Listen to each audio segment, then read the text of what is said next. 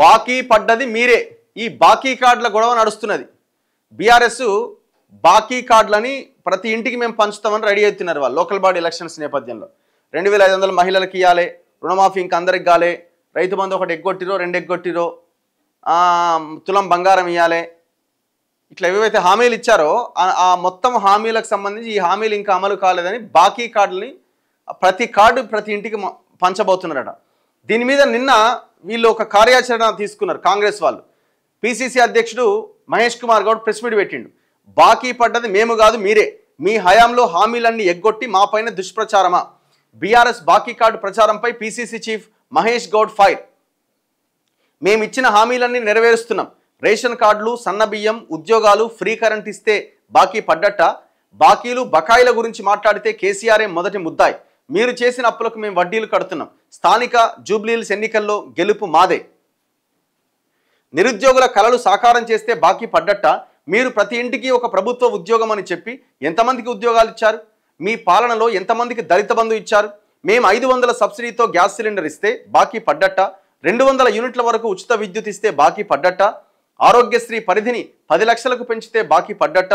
రైతులకు రుణమాఫీ చేయడం, రైతులకు భరోసా ఇవ్వడం, సన్నవడ్లకు బోనస్ ఇవ్వడం, రేషన్ కార్డులు ఇవ్వడం, సన్నబియ్యం పంపిణీ చేయడం, ఇందిరమ్మ ఇండ్లు ఇస్తే బాకీ పడ్డట్ట.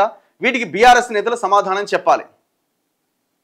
ఇప్పుడు మీరు గొప్పగా చెప్పుకోవాల్సిన పరిస్థితి వస్తుండే.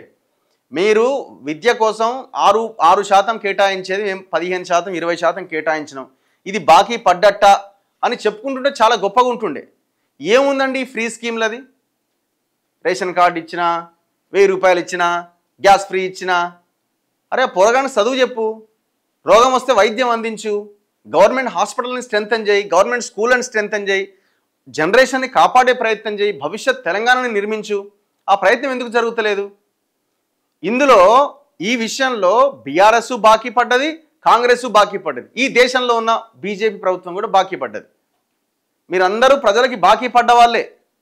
బాకీ కార్డు అన్ని పార్టీలకు వర్తిస్తుంది. ఒక బీఆర్ఎస్, ఒక బీజేపీ, ఒక కాంగ్రెస్ కాదు. అసలైనటువంటి పాలసీస్ని పక్కన పెట్టి ప్రజలు ఏవైతే ఆ ఫ్రీ స్కీమ్స్కి అలవాటు పడ్డారో, ప్రజలను ఆ రకంగా మార్చేశారో వాటి మీద ఫోకస్ చేసి తప్పించుకుంటున్న పార్టీలు అధికారంలోకి వచ్చిన తర్వాత. ఇగో వీళ్ళు కేసీఆర్ బాకీ కార్డుని వీళ్ళు బాకీ కార్డు తయారు చేశారు. కేసీఆర్ బాకీ కార్డు బీఆర్ఎస్ ఎగ్గొట్టిన హామీలతో విడుదల చేసిన మంత్రులు వివేక్ వెంకటస్వామి, పొన్నం, అడ్లూరి. ప్రజలను బీఆర్ఎస్ మోసం చేసింది. మంత్రి వివేక్ డబుల్ ఇన్లు, నిరుద్యోగ భృతి వంటివి ఏమైనవని ప్రశ్న.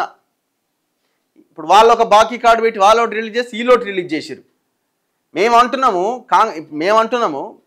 ఇప్పుడు ఏది మన కాంగ్రెస్ వాళ్ళని మేము అడుగుతున్నాం, బీఆర్ఎస్ వాళ్ళని అడుగుతున్నాం.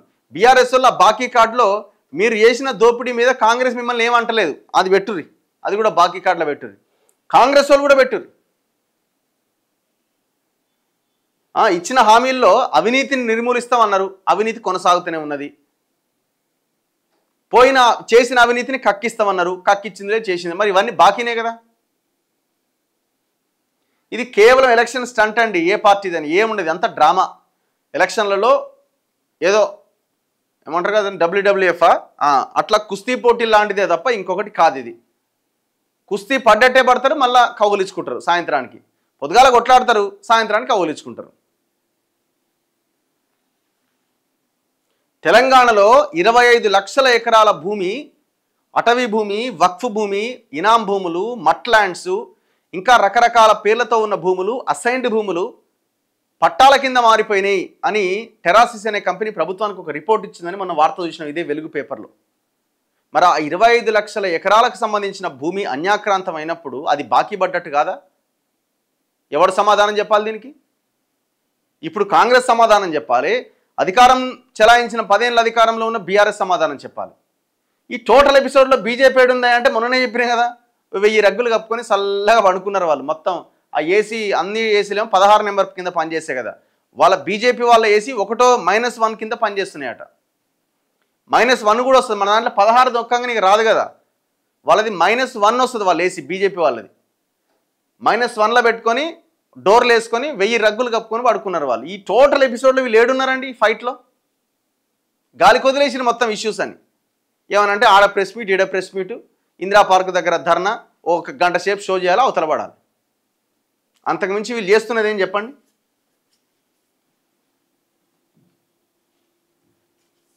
పబ్లిక్ ఏమనుకుంటున్నారు ఈ బాకీ కార్డుల మీద?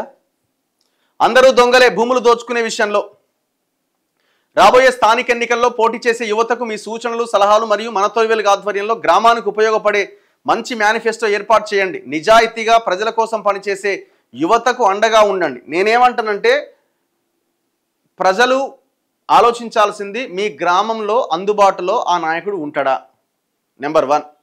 అందుబాటులో ఉండే నాయకుడిని ఎన్నుకునే ప్రయత్నం చేయండి. ఇక ఆయన హైదరాబాద్లో కారు వేసుకొని ఈడిదాకా వచ్చేలోపు సినిమా అంతా అయిపోతుంది. హైదరాబాద్లో ఎన్నో మూలకుండి ఆడ ఊర్లల్లో సర్పంచ్గా గెలిస్తే ఈయన ఆడి నుంచి ఈడికి, ఈ నుంచి ఆడికి తిరుగుడే సరిపోయాయి ఆయనకి. రెండోది, ఇవాళ ఏమైపోయిందంటే ఆ సర్పంచ్ పదవి ద్వారా వాళ్ళకి ఏం సంపాదించుకునేది ఏముండదు, కానీ ఆ సర్పంచ్ పదవిని అడ్డం పెట్టుకొని ఆ ఇన్ఫ్లుయెన్స్తోని పెద్ద ఎత్తున బయట రియల్ ఎస్టేట్ వ్యాపారాలు చేస్తున్నారు. ప్రజల సమస్యలని గాలికి వదిలేస్తున్నారు. అట్లాంటి నాయకుల జోలికి వెళ్ళకండి. అన్నింటికంటే ముఖ్యంగా మనం చేయాల్సిన పని ఏంటంటే డబ్బులు తీసుకొని ఓటేయడం మానేయాలి. అప్పుడు మనం మంచి నాయకుని, బలమైన నాయకుని ఎన్నుకోవచ్చు. ఒకవేళ వాడు ఊళ్ళో లేడు, మళ్ళీ అవతల అడుగు పెట్టినట్టు గల్లా బట్టి గుంజుకొచ్చి ఊరి బొడ్రాయి దగ్గర నిలబెట్టవచ్చు. సో ఇవన్నీ చేయకుండా, ఇవన్నీ మనం ఆలోచించకుండా వాడు మారాలి, మనం మంచోని ఎన్నుకోవాలి, వాడు మా ఊరికి వస్తలేడు. అరే నువ్వు 2000, 5000 తీసుకొని ఓటేస్తీవి, ఆయన 50 లక్షల కోటి రూపాయలు ఖర్చు పెట్టి ఏ నుంచి తీయాలి? అవి ఏ నుంచి తీయాలి? ఆయన అనుకుంటాడా, ఆయన భార్య ఆయన అనుకుంటాడా ఫ్రీగా ఇచ్చేసినాం మన ప్రజలే కదా అని అనుకుంటారా? ఏడ బిల్లులు వస్తాయో ఏడ నొక్కుదామనే ప్లాన్లోనే ఉంటారు వాళ్ళు. ఇది మనం ప్రజలకు ఎందుకు అర్థమవుతలేదు? కాకపోతే ప్రజలకు ఏమైపోయిందంటే అంత దొంగలే, ఎవడేం పని చేయడు, పైసలు తీసుకుంటే అయిపోతుంది. ఒక్కసారి మనం ఆలోచించి డబ్బులు తీసుకోవడం, ఆ మందు తాగడం మనం ఆపేస్తే అన్ని సమస్యలకు పరిష్కారం దొరికిపోతుంది. మీ గ్రామాన్ని మీరు ఎన్నుకున్న నాయకుడు 5 సంవత్సరాలు పని చేయబోతున్నాడు మీ గ్రామానికి అన్న విషయాన్ని మర్చిపోకండి దయచేసి. 5 years మీ గ్రామాన్ని ఆయన చేతిలో పెడుతున్నారు. ఒక సర్పంచ్ చేతిలో, ఒక ఎంపీటీసీ చేతిలో. సరే ఎంపీటీసీది పెద్దగా అసలు ఆయన ఉండడా లేదో, ఆయన సీట్ ఏడనో కూడా తెలియదు. ఎంపీటీసీ కార్యాలయం ఉంటుందా? ఉండదు కదా. గ్రామ పంచాయతీ కార్యాలయం ఎంపీటీసీ సీట్ ఉంటుందా?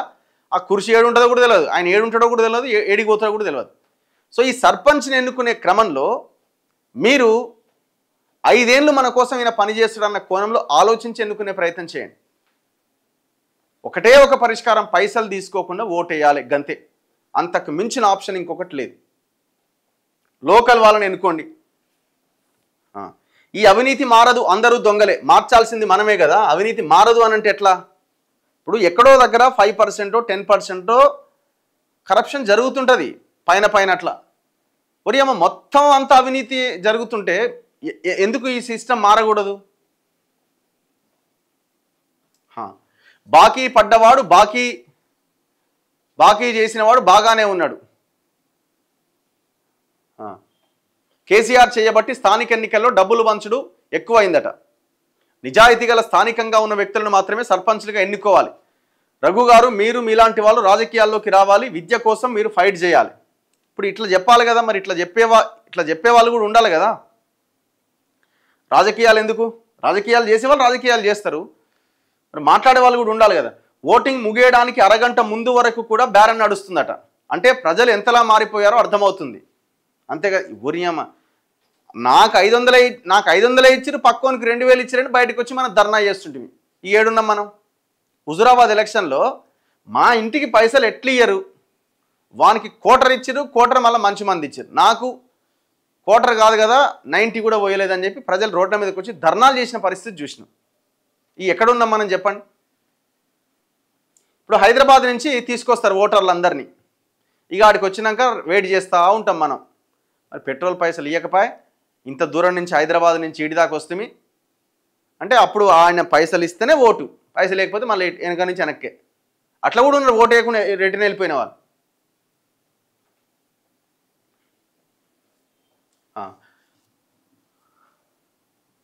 అన్న ఈ రోజుల్లో డబ్బులు తీసుకోకుండా ఓట్లు వేయడం అనేది కష్టమట. ఊరిని అమ్మ, అంతేనా? మరి ఎట్లా? మరి ఇట్లనే ఉంటుంది మరి వ్యవస్థ.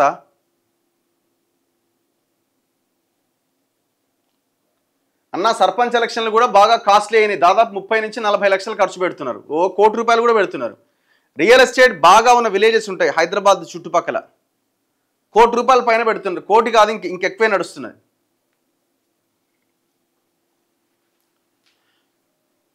అన్న పల్లెటూర్లలో పార్టీని ఎవరు చూడరు, ఎక్కువగా క్యాండిడేట్నే చూస్తారు. వాస్తవమే ఇది. క్యాండిడేట్ని చూస్తారు, ఎవడు ఎక్కువ పైసలు ఇస్తే వాడిని కోటేస్తారు, అంతే కదా. క్యాండిడేట్నే చూస్తారు. వాడు డబ్బులు లేకపోతే వాడు ఈడే గెలుస్తాడు. వాడు పైసలు లేనివాడు కొంచెం మంచి ఆలోచనతో ఉండడం అనుకోండి, వాని కింద మీద చూస్తారు. వీడు గెలుస్తాడేంది, వీడు తిరుగుతున్నాడు ఏంది, ఊర్లల్లో గల్లీ తిరుగుతున్నాడు ఏంది అంటాం మన ఆలోచన అట్లే ఉంటుంది కదా. ఏంది వెకేట్ ల్యాండ్ ట్యాక్స్ వేస్తున్నారు, కొంచెం మాట్లాడండి. ఓకే, రైట్ టు ఎడ్యుకేషన్ గురించి ఒకటి ప్రతిపక్షంలో ఉన్నప్పుడు మాట్లాడిన పెద్ద మనిషి ఇప్పుడు సపోర్ట్ చేస్తలేడట. ఆయన ఉప ముఖ్యమంత్రిగా ఉన్నాడట. ఎందుకు మాట్లాడతారు, అధికారంలోకి వచ్చాక మాట్లాడరు కదా. 1.5 crore ఖర్చు పెడుతున్నాడట. హైదరాబాద్ చుట్టుపక్కల అంటే ఒక రంగారెడ్డి జిల్లా మాత్రమే ఉన్నది, అంతే. ఏదైనా కావచ్చు, ఏ జిల్లాను.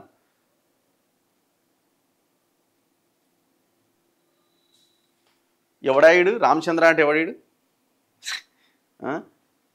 తాగుంటాడు, గాంజా బ్యాచ్ అయి ఉంటుంది, అంతకుమించి ఏముంటుంది. దొంగలు.